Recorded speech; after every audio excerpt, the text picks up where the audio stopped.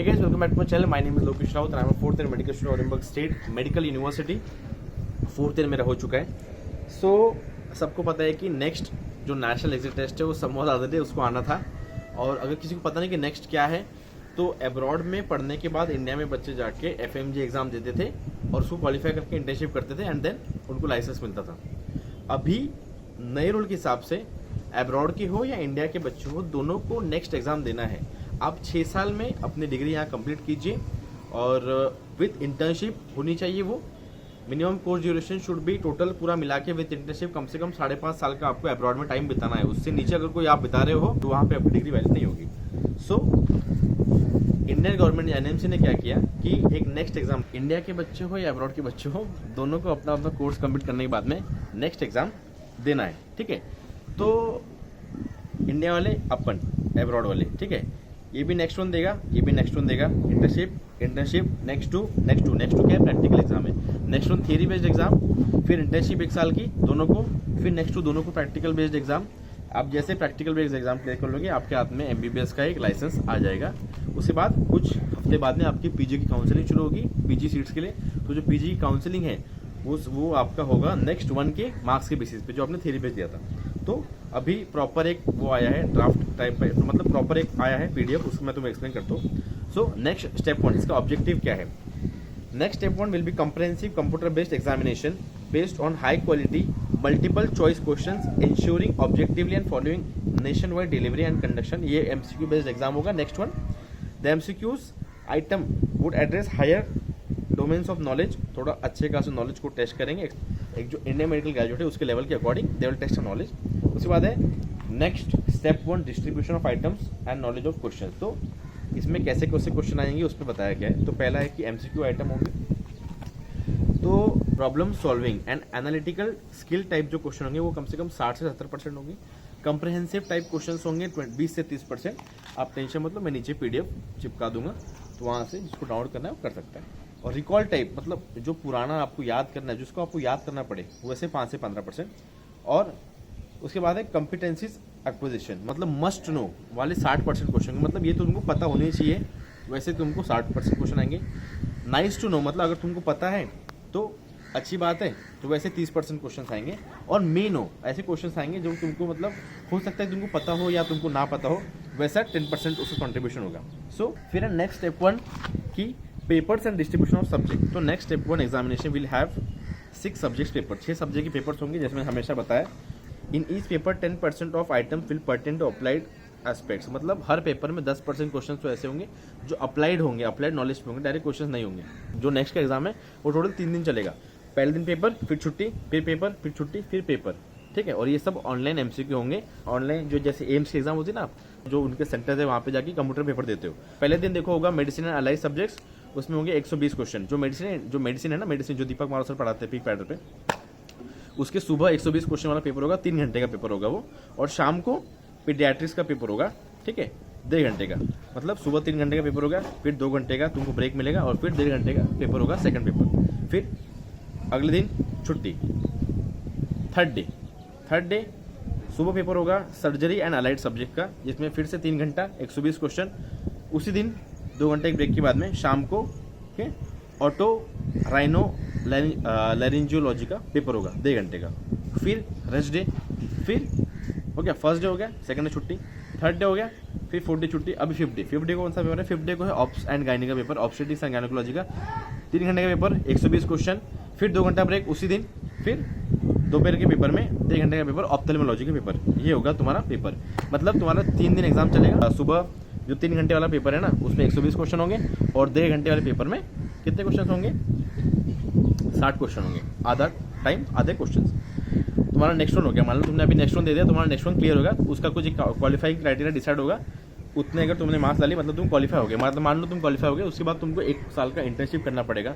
ठीक है, अपने तुमको जो स्टेट मेडिकल काउंसिल है वो तुमको मेडिकल कॉलेजेस अलॉट करके देगी तुम्हारे नेक्स्ट वन के मार्क्स के बेसिस पे. तुमको फिर इंटर्नशिप करना पड़ेगा. ऐसा नहीं है कि महाराष्ट्र के बच्चों को महाराष्ट्र में इंटर्नशिप करना, ऐसा नहीं है. तुमको अगर कहीं और करना है तुम वहाँ भी कर सकते हो, कोई ऐसा कंपल्सन नहीं है. वो अलग रूल है, मैंने बनाया वीडियो उस पर. तो अभी नेक्स्ट स्टेप 2, ये नेक्स्ट स्टेप 2 क्या है, इंटर्नशिप होने के बाद में तुमको एक प्रैक्टिकल एग्जामिनेशन देना है. Next step 2, the next step 2 shall be comprehensive practical या clinical examination to be conducted after completion of internship that evaluated competencies in clinical diagnosis, ठीक है, examination, patient examination and clinical decision making, practical and communication skills necessary for practice of modern system. ये practical based clinical knowledge तुम्हारा कि patient को तुम कैसे treat करते हो, कैसे जज करते हो, उसकी क्या डिजीज है, थ्योरी बेस्ड नहीं प्रैक्टिकल बेस्ड पेपर होगा। नेक्स्ट स्टेप 2 का इवैल्यूएशन मेथड्स क्या होंगे। हर एक each examination would comprise of actual cases, उसमें एक्चुअल केसेस होगी जो रियल केसेस है, objective structured clinical examination OSCE, simulations if possible, depending on the ability of satisfactory और unsatisfactory performance there shall be only 2 level of grading, competent pass और fail. मतलब वो तुम्हारा पूरा ओवरऑल जज करेंगे, जो भी इन्होंने सब चीज़ें बताई उसके हिसाब से तुमको बताएंगे तुम पास हो या फेल हो, ठीक है।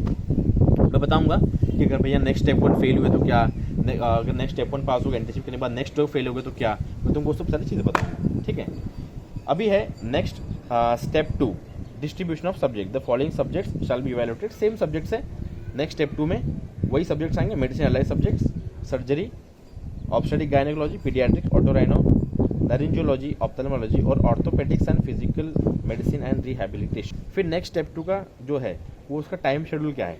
The time schedule and modalities of next step 2 shall be decided by the NMC and the respective authorized universities institutions after completion of internship।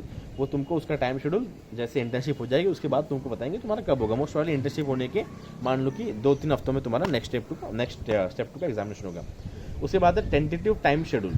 एक उन्होंने अभी टाइम शेड्यूल डिसाइड किया कि ऑलमोस्ट जो तुमको बोलते हैं ना कि भैया जो पेपर होंगे साल में 2 बार होंगे, क्या होंगे तो किस महीने में होंगे, तो उन्होंने एक रफली आइडिया दिया है। The time schedule of the entire process of next examination, internship and admission to broad specify postgraduate courses shall be announced by the commission। लेकिन फिर उन्होंने एक रफ आइडिया दिया है, जैसे नेक्स्ट स्टेप 1 है तो ये 2 बार होगा, एक बार होगा जैसे मेरे को समझ में आ रहा है, एक बार होगा मई में, एक बार होगा नवंबर में, 2 बार होगा। जो मई वाले का है उसका रिजल्ट आएगा फर्स्ट वीक ऑफ जून में और जो नवंबर वाला है उसका रिजल्ट आएगा दिसंबर में। ये तुम्हारा जैसे जून में रिजल्ट आ गया नेक्स्ट 1 का, तो जुलाई से तुम्हारी इंटर्नशिप स्टार्ट होगी, मतलब 1 जुलाई से मान लो 30 जून तक हो गया 1 साल। और अगर तुम्हारी दिसंबर में रिजल्ट आता है, तुम दिसंबर वाला पेपर देते हो तो तुम्हारा 1 जनवरी से इंटर्नशिप स्टार्ट होगा। जैसे मतलब मान लो कि तुम्हारी जैसे इंटर्नशिप खत्म हो जाएगी ना, उसके 2-3 हफ्तों बाद में तुम्हारी नेक्स्ट 2 का एग्जाम होगा। फिर अगर तुम नेक्स्ट स्टेप 2 फेल करते हो तो तुमको नेक्स्ट स्टेप 2 देने का फिर से एक मौका दिया जाएगा, सप्लीमेंट्री एग्जाम तुमको दिया जाएगा, ठीक है, तुमको सप्लीमेंट्री एग्जाम मिलेगा उसका। तो जो जनवरी वाले हैं उनको मार्च में, और जो जून जुलाई वाले थे वो सॉरी जो दिसंबर मतलब जो दिसंबर जनवरी वाले थे उनको मार्च में अटेम्प्ट मिलेगा नेक्स्ट 2 का, और जो जुलाई वाले थे उनको मिलेगा सितंबर में अटेम्प्ट मिलेगा नेक्स्ट 2 का। मतलब नेक्स्ट 2 जो प्रैक्टिकल एग्जाम थे ना वो तुम अगर फेल हो गए उसका सप्लीमेंट्री तुमको मिलेगा। उसके बाद में जो पीजी काउंसलिंग के है वो तुम्हारे फिर से जैसे तुम्हारा नेक्स्ट स्टेप 2 हो गया उसके फिर से 2-3 हफ्ते बाद या 1 महीने बाद तुम्हारा पीजी काउंसलिंग के स्टार्ट होगा। पीजी काउंसलिंग तुमको मिलेगी नेक्स्ट 1 के थ्योरी मार्क्स के बेसिस पे, और जो पोस्ट ग्रेजुएट कोर्सेज है तुम्हारे शुरू हो जाएंगे 1 जुलाई से या 1 जनवरी से। मतलब 2 सेशंस डिवाइड किए हैं। अब इसमें तुम ये मत सोचो कि भैया थोड़ा मई और जून जुलाई प्रॉब्लम हो रहा है, एक रफ आइडिया रखो, मैं तुमको थोड़ा और क्लियर करता हूँ। मान लो कि तुम मई वाले लोग हो, तुमने मई में पेपर दिया है तो तुम्हारा मई में नेक्स्ट 1 हो गया, ठीक है, तुम्हारा जून में रिजल्ट आ गया जून में, तुम क्वालिफाई करके तुम्हारी जुलाई से इंटर्नशिप स्टार्ट हो गई, जुलाई से चली अगले जून तक इंटर्नशिप 30 जून तक, मतलब जुलाई से जुलाई ही मान लो 1 जुलाई को चालू हुई 30 जून को खत्म हो गई, 30 जून खत्म हो गई, ओके, तुम्हारा क्या हो गया इंटर्नशिप खत्म हो गया, 30 जून को इंटर्नशिप खत्म हो गई, तुम्हारी जुलाई में फिर नेक्स्ट 2 का एग्जाम होगा, जुलाई में नेक्स्ट 2 का एग्जाम हो गया, तुम या तो अगर जुलाई या अगस्त में तुम्हारा नेक्स्ट 2 का एग्जाम हो गया, पास हो गए अच्छी बात है, फेल हो गए तो उसका सप्लीमेंट्री मिलेगा। जुलाई अगस्त का जो नेक्स्ट 2 का एग्जाम है उसका सप्लीमेंट्री कब मिलेगा, सितंबर में, ठीक है। ये सब सारा प्रोसेस हो गया। उसके बाद में तुम्हारी काउंसलिंग शुरू होगी, सितंबर का सप्लीमेंट्री बच्चों के पेपर हो गए, उसके बाद अक्टूबर में मान लो अक्टूबर के या नवंबर के आसपास तुम्हारी पीजी की काउंसलिंग शुरू होगी, अक्टूबर नवंबर तुम्हारी पीजी की काउंसलिंग शुरू होगी। उस काउंसलिंग में फिर तुमको नेक्स्ट 1 के मार्क्स के बेसिस पे पीजी के तुम्हारे कोर्सेज स्टार्ट होंगे। अक्टूबर नवंबर में पीजी काउंसलिंग शुरू होगी, दिसंबर से या जनवरी से तुम्हारा पीजी का कोर्स शुरू। थोड़ा तुमको कन्फ्यूजन लग रहा होगा, बहुत इजी है। तुमको अगर सब्जेक्ट समझ में आ गए, पैटर्न समझ में आ गया कि कुछ बोलते हैं ना भैया कि एफएमजी भी देना है नेक्स्ट भी देना है, ऐसा नहीं है बेटा। तुमको अब्रॉड से करके आने के बाद में नेक्स्ट एग्जाम देना है, इंडियंस को भी नेक्स्ट एग्जाम देना है, 1 साल का इंटर्नशिप करना है, नेक्स्ट 2 का एग्जाम देना है, ठीक है, प्रैक्टिकल भेजना, उसको पास करके तुम्हारे पास फिर एक लाइसेंस आ जाएगा। अगर तुमको फिर पीजी का एडमिशन देना तो पीजी काउंसलिंग में अपील हो जाओ, ठीक है, बहुत ईजी है। टफ नहीं है, तुमको धीरे धीरे समझेगा। एक बार फिर से वीडियो देखना, थोड़ी लंबी वीडियो है, मैंने आराम से एक्सप्लेन किया है, तुमको पूरा समझ जाएगा, बहुत ऐसा टफ नहीं है। बस मैंने जो मे वाला बताया ना कि मे में अगर एग्जाम देते हो उसके हिसाब से चलो, हर चीज़ 2-2, 3-3 हफ्ते बाद होगी, ठीक है। अभी भैया अगर हम नेक्स्ट वन फेल करते हैं तो क्या, तुम नेक्स्ट वन फिर से दोगे। मान लो कि तुमने नेक्स्ट वन दे दिया, तुम इंटर्नशिप करके आ गए, नेक्स्ट 2 पे पहुंच गए, तुम नेक्स्ट 2 पे फेल हो गए, नेक्स्ट 2 की तुम सप्लीमेंट्री दोगे, नेक्स्ट 2 की अगर तुम सप्लीमेंट्री भी फेल हो गए तो फिर से तुमको नेक्स्ट 1 देना पड़ेगा। नेक्स्ट 1 दे दिया, पास हो गए, 1 साल की इंटर्नशिप कर ली, नेक्स्ट 2 दे दिया, नेक्स्ट 2 पास हो गए, फिर तो सब बढ़िया है। नेक्स्ट 2 फेल हो गए तो नेक्स्ट 2 का सप्लीमेंट्री पेपर दो, नेक्स्ट 2 का सप्लीमेंट्री पेपर नहीं निकल रहा तो फिर से नेक्स्ट 1 देना पड़ेगा। अभी ये जो नेक्स्ट 1 देना पड़ेगा, अब नेक्स्ट 1 तुम जो फिर से दोगे उसके बाद फिर से इंटर्नशिप करनी पड़ेगी या नहीं, इस पर अभी तक कोई भी उन्होंने क्लैरिटी नहीं दी है। तो मेरे हिसाब से 1 साल की और इंटर्नशिप नहीं करनी पड़ेगी, नेक्स्ट 1 के बाद में सीधा तुमको वो नेक्स्ट 2 का पेपर देने देंगे फिर से, मतलब इंटर्नशिप एक ही बार कराएंगे मेरे हिसाब से। तो ऐसा कुछ है, इस पर धीरे धीरे और क्लैरिटी आएगी, तो तुमको डरना नहीं है। तो जो फॉरेन मेडिकल ग्रेजुएट के जो बच्चे हैं अब्रॉड के, वो डरेंगे, अरे भैया क्या होगा भैया, ऐसा कुछ नहीं होगा भैया, जो इंडियन बच्चे करेंगे वही हम करेंगे,